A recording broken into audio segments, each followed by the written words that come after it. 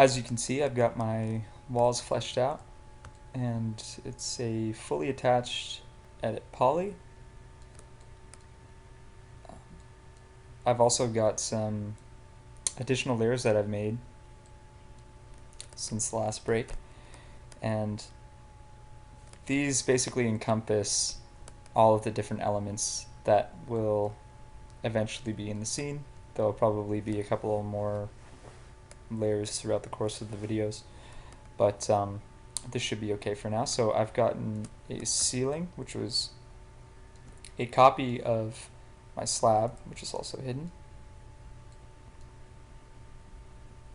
And I'll just make sure my walls are added to this layer and unhidden. There we go. So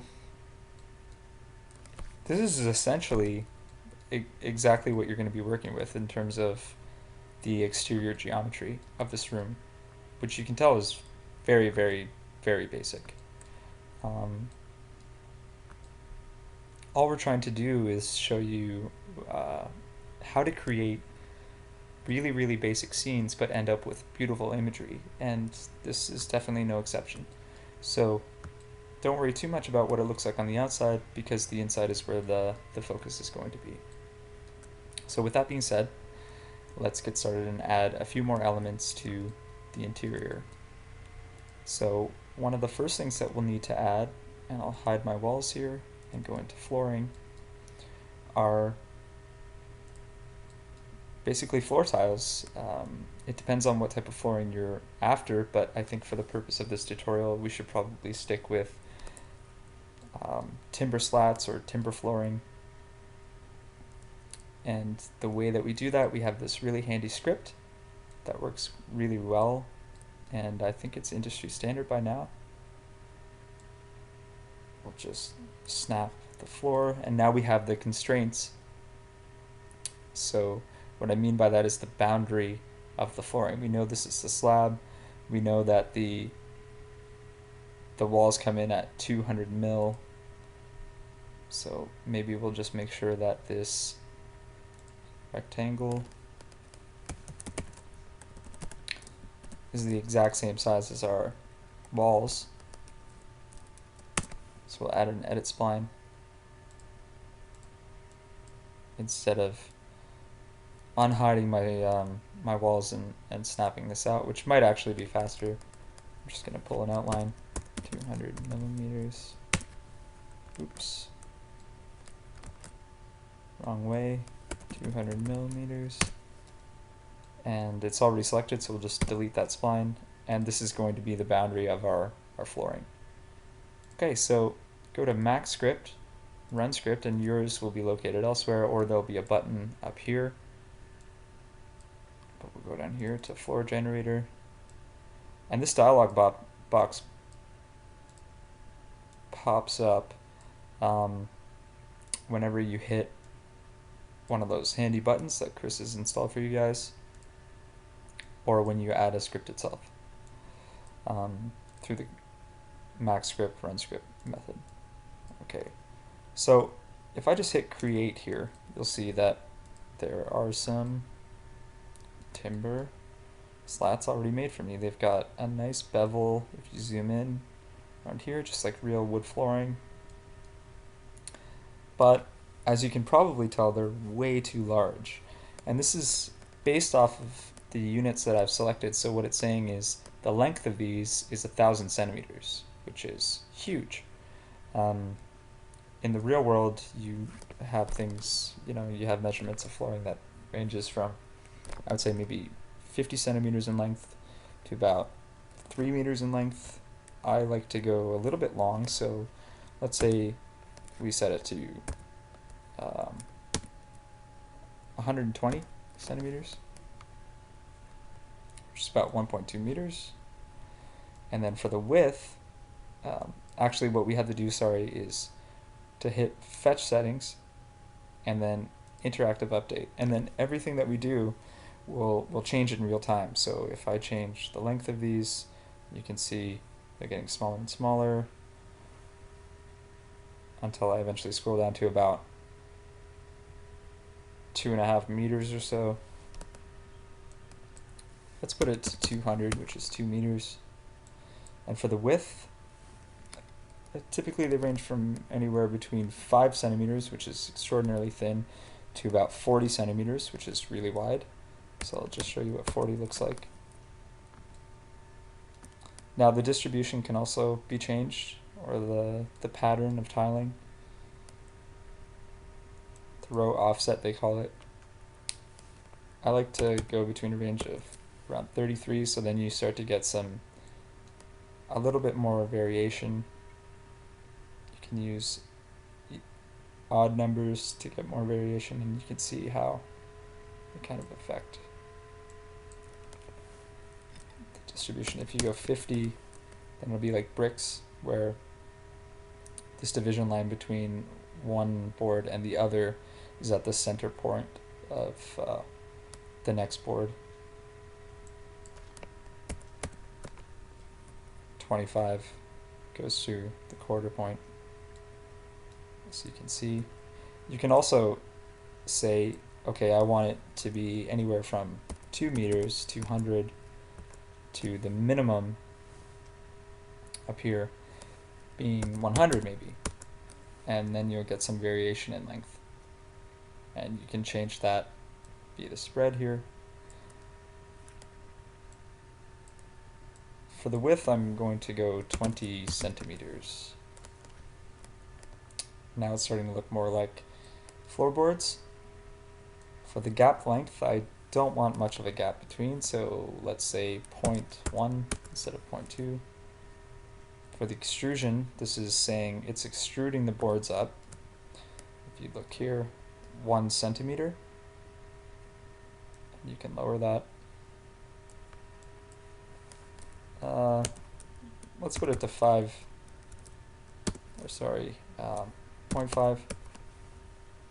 And for the bevel, well, we want that to be very subtle, so let's put that to 0.2. Okay, that's okay. For the row offset, let's put it to something like 22. We'll randomize this a little bit more.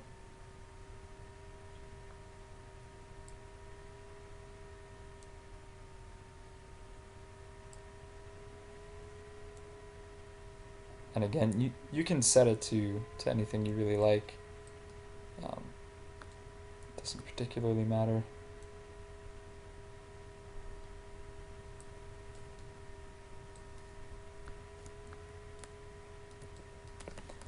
Another good thing is to always check references like we talked about before. And then you'll have a more informed kind of understanding of how these tend to look. Okay, you can also change the direction. If I hit 90, it'll be the opposite direction. Which is great because that's the direction that we want the camera to face, and typically floorboards end up looking nicer when you're looking at them lengthwise or parallel instead of perpendicular. Okay, so we have the basics for our flooring, and that's great.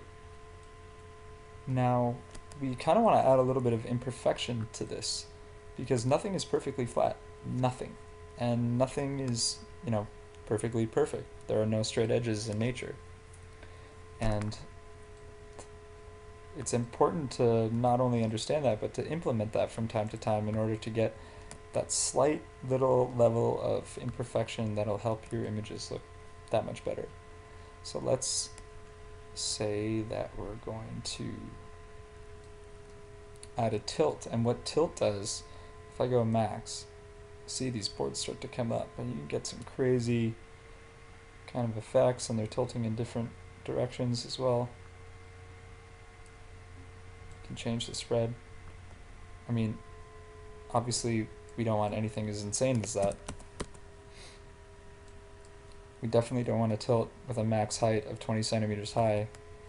That only really makes sense if the floor is collapsing underneath or buckling. So we'll set the max amount of tilt to be maybe 5 mils. So that's 0.5. And you can see it's almost barely noticeable.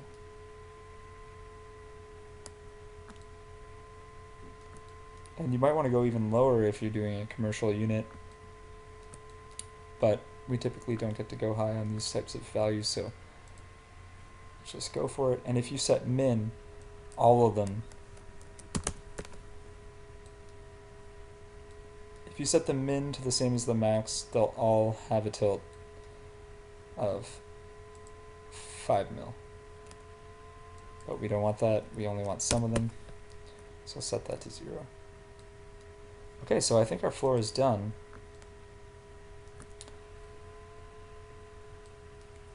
Just zoom out, go back to our layers, and hide the flooring so we know it's on the correct layer. We'll unhide the ceiling, unhide the walls. And now let's add a camera so that we can see what that flooring looks like inside that room. Okay, so we'll just tap T on the keyboard to go into the top view, or overhead view. And I want to rotate the entire thing here.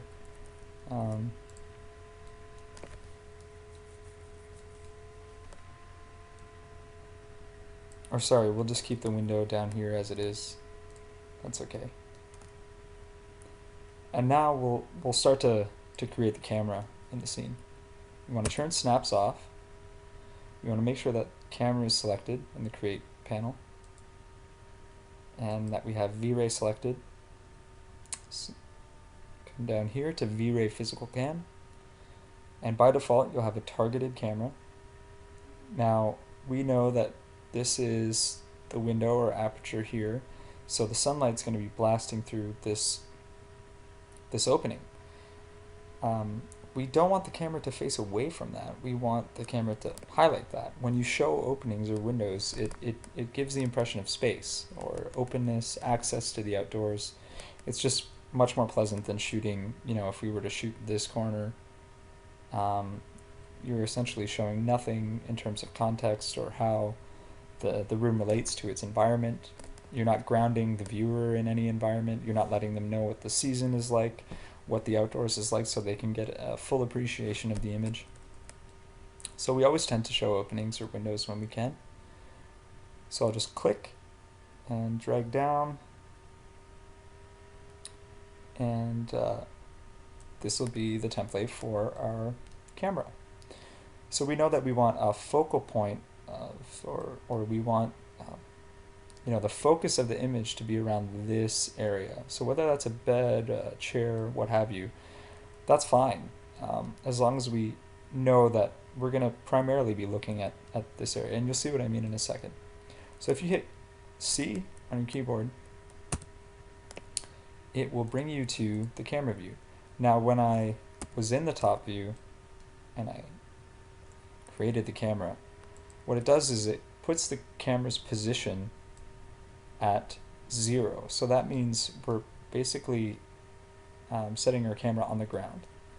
And there aren't too many photographers who do that.